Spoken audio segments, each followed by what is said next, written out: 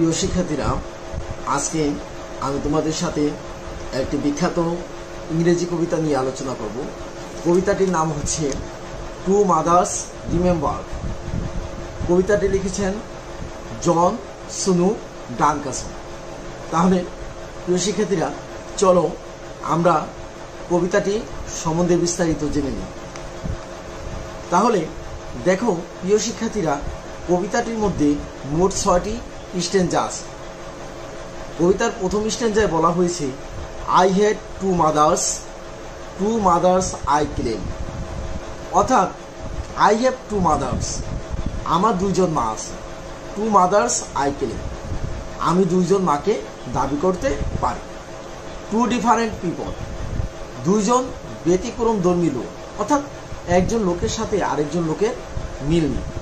Yet with the same name, কিন্তু তাদের উভয়েরই একই নাম, অর্থাৎ দুইজন লোকের মধ্যে মিল নেই কিন্তু তাদের দুইজনের নামই এক। Two separate women diverse by design, দুইজন ব্যতিক্রম ধর্মী মহিলা এবং তারা আকার আকৃতিতে নমুনায় ব্যতিক্রম ধর্মী। But I loved them both because they were my, কিন্তু আমি তাদের উভয়কেই ভালোবাসতাম কারণ তারা দুজনেই ছিল আমার। দ্বিতীয় স্ট্যাঞ্জা যদি আমরা লক্ষ্য করি, তাহলে এখানে বলা হয়েছে the first was the mother who carried me here. প্রথমজন ছিল ওই মা যিনি আমাকে এখানে নিয়ে এসেছেন, অর্থাৎ প্রথম মা হলো ওই মা যিনি আমাকে এখানে অর্থাৎ এই পৃথিবীতে নিয়ে এসেছেন। গ্যাভ বার্থ, জন্ম দিয়েছেন। And নার্চার্ড and launched my career, এবং আমাকে নার্চার্ড করেছেন অর্থাৎ আমাকে লালন পালন করেছেন। অ্যান্ড লঞ্চড মাই কেরিয়ার, এবং আমার পেশা গঠন করে দিয়েছেন। She was the one whose features I bear, সে হলো ওই লোক, সে হলো ওই মা যিনি যার বৈশিষ্ট্যগুলো আমি ধারণ করি। তাহলে প্রিয় শিক্ষার্থীরা, এখানে বলা হচ্ছে তিনি হলো সেই মা যে মায়ের বৈশিষ্ট্যগুলো আমি ধারণ করি। Complete with the facial expressions I wear, এবং তার সম্পূর্ণ মুখমণ্ডলের ভাবভঙ্গি আমি ধারণ করি। প্রিয় শিক্ষার্থীরা, কবিতার তৃতীয় স্ট্যাঞ্জাটি দেখে নেওয়া যাক। কবিতার তৃতীয় স্ট্যাঞ্জাতে বলা হয়েছে she gave her love which follows me yet, সে তার ভালোবাসা আমাকে দিয়েছে যা এখনও আমাকে অনুসরণ করে। অর্থাৎ আমার মা আমাকে তার ভালোবাসা দিয়েছেন এবং সেই ভালোবাসাটা এখনও আমার সাথে আছে। Along with examples in life that she set, সে জীবনে অনেক ভালোবাসার উদাহরণ প্রতিস্থাপন করেছেন, অর্থাৎ তিনি আমার জীবনকে ভালোবাসা দিয়ে ভরিয়ে দিয়েছেন। As I got older she somehow younger grew, যেহেতু আমার বয়স বাড়ল এবং আমি বড় হলাম, সে আরও বড় হলো, অর্থাৎ আমার বয়স বাড়ার সাথে সাথে তার বয়স আরও বেশি বৃদ্ধি পেল। And with love as just mother's and daughters do, এবং আমরা হাসতাম যেমনটা মা এবং সন্তান হাসে। কবিতার চতুর্থ স্ট্যাঞ্জায় বলা হয়েছে but then came the time that her mind clouded so, তারপর এমন একটা সময় আসলো যখন তার মন মেঘের মতো ঘন অন্ধকার হয়ে গেল।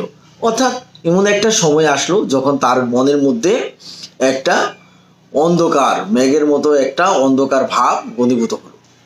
And I sensed that the mother I knew would soon go, এবং আমি বুঝতে পারলাম যে মাকে আমি চিনতাম, অর্থাৎ যে হাসি খুশি মাকে আমি চিনতাম, সে মা খুব শীঘ্রই চলে যাবে। So quickly she changed and turned into the other, খুব শীঘ্রই সে পরিবর্তন হয়ে গেল এবং আরেকটা মায়ে পরিণত হয়। অর্থাৎ এখানে মায়ের যে একটা পরিবর্তন, সময়ের কারণে যে মায়ের একটা পরিবর্তন, বয়স বাড়ার সাথে সাথে যে মায়ের একটা পরিবর্তন, এই পরিবর্তনটাকে বোঝানো হয়েছে। A stranger dressed in the clothes of my mother. তাহলে আমার মায়ের মধ্যে একজন আগন্তুক লোক, একজন অপরিচিত লোক যেন পোশাক পরিধান করে বসলো। অর্থাৎ মায়ের আচার আচরণ ব্যবহার এমনভাবে পরিবর্তিত হলো বয়স বাড়ার কারণে, যে মনে হলো যে কি একজন অপরিচিত লোক সে যেন এখানে একটা নতুন পোশাক পরিধান করে বসে আছে। প্রিয় শিক্ষার্থীরা, এখন আমরা দেখব কবিতাটির পঞ্চম স্ট্যান্জা। কবিতার পঞ্চম স্ট্যান্জাতে বলা হয়েছে, oh she looked the same at least at arms length. ওহ, তাকে আগেরই মতো দেখাচ্ছিল, বিশেষ করে তার বাহুগুলোর দৈর্ঘ্য একই রকম ছিল। But now she was the child and I was her strength. কিন্তু এখন সে হলো একজন শিশু এবং আমি হলাম তার শক্তি।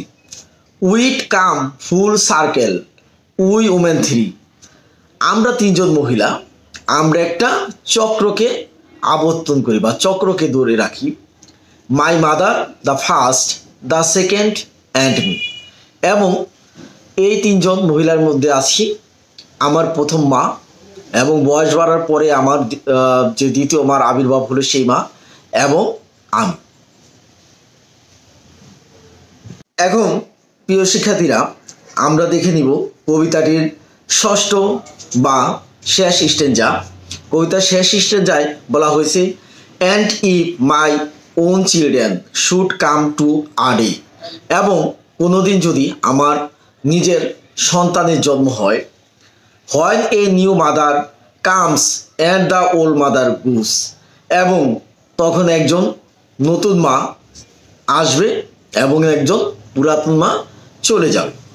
I'd ask them nothing that I didn't do. আমি তাদেরকে এমন কিছু করতে বলবো না যেটা আমি কখনো করি নাই। অর্থাৎ আমি আমার সন্তানদেরকে এইরকম কিছু করতে বলবো না যে কাজগুলো আমি আমার মায়ের সাথে কখনো করি নাই। Love both of your mothers as both have loved you. তোমার উভয় মাকেই ভালোবাসো যেহেতু উভয় তোমাকে ভালোবেসেছেন।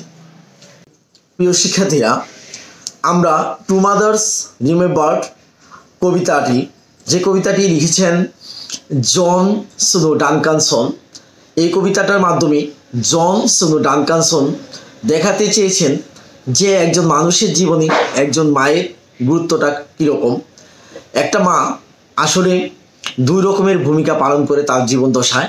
একটা হচ্ছে যে সে যখন যুবতী থাকে, যে সে যখন যুবক থাকে, অল্প বয়সে থাকে, তখন সে তার সন্তান জন্ম দেয়, সন্তানকে এই পৃথিবীতে নিয়ে আসে, তার লালন পালন করে, তার প্রতি তার যে দায়িত্ব, সমস্ত প্রকার দায়িত্ব পালন করে। পরবর্তীতে একটা সময় তার বয়স বৃদ্ধির সাথে সাথে দেখা যায় যে এই মায়ের মধ্যে একটা বিশাল পরিবর্তন আসে। তখন মনে হয় যে এই মা যদিও দেখতে একই রকম, কিন্তু তার আচার আচরণে অনেক পরিবর্তন ঘটছে এবং সে নিজের কাজগুলো সঠিকভাবে করতে পারছে না। তখন দেখা যায় যে সে একজন শিশুর মতো হয়ে যায় এবং তার সন্তান কি হয়, তার মায়ের মতো হয়ে যায়। তাহলে দেখা যায় একটা সময়ে সন্তানকে তার মায়ের দায়িত্ব পালন করতে হয়। এখানে কবি আরও একটা কথা বলছে যে আমরা হলাম কি তিনজন মা, তিনজন মহিলা। একজন হলো আমি, আরেকজন হলো আমার শৈশবের যে মা তিনি, আরেকজন হচ্ছে যে আমার বর্তমানে বিদ্যমা। তাহলে এই যে আমরা তিনজন মহিলাকে একটা সার্কেল বা চক্রকে ধরে রাখি। এই কবিতাতে আরও বলা হয়েছে যে যদি কখনো আমার সন্তান হয়, তখন হয়তোবা আজকে যে মায়েরা আছে সে মায়েরা কি চলে যাবে এবং নতুন মায়ের আবির্ভাব হবে। এবং তখন আমি যখন মা হব, হ্যাঁ, তখন আমি আমার সন্তানদেরকে কখনোই এমন কিছু করতে বলবো না যেটা আমি আমার মায়ের সাথে করি নাই।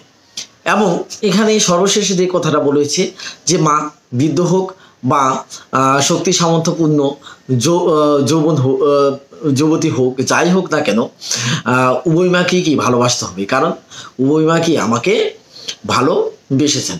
তো প্রিয় শিক্ষার্থীরা, তোমরা যারা এখনো আমার চ্যানেলকে লাইক এবং সাবস্ক্রাইব করো নাই, তারা অবশ্যই লাইক এবং সাবস্ক্রাইব করবে, যাতে এই ভিডিওটি দেখে আরও অধিক শিক্ষার্থীরা উপকৃত হতে পারে। সবাইকে আজকের মতো এ পর্যন্তই। আল্লাহ হাফেজ। আসসালামু আলাইকুম।